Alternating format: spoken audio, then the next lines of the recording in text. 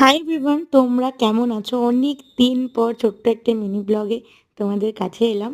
তোমরা ভিডিওটা দেখতে থাকো। আর সেই প্রথম দিন জগন্নাথ দেব যখন এসেছিলেন, তখন সেদিন গিয়ে ভগবানের সাথে দেখা করে এসেছি। তারপর আর সময় হয়ে উঠিনি, এবং আমার শ্বশুরমশাই অসুস্থ ছিলেন, তো তেনাকে নিয়েই আমি ব্যস্ত ছিলাম। তো আজকে শেষ দিন, ভগবানের দর্শন না করলে হয়? আজকে পুষ্পবেশ ধারণ করবে। কত মজা হচ্ছিল, কাদা পেরিয়ে অনেক কষ্ট করে ভগবানের কাছে গেছি।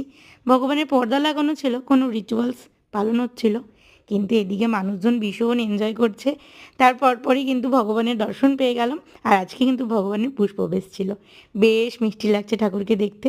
কিন্তু কালকে চলে যাবেন উনি ওনার ঘরে। সবাই ভালো থাকবেন, সুস্থ থাকবেন। অনেক এনজয় হলো। আর কালকে ভগবানের সাথে কে কে যাচ্ছ উল্টো রথে ভগবানকে বাড়িতে দিয়ে আসতে? তো চলো, ভিডিওটা এই পর্যন্তই। ভালো লেগে থাকলে like, comment, share and subscribe. তোমরা সবাই ভালো থেকো, সুস্থ থেকো। ভগবান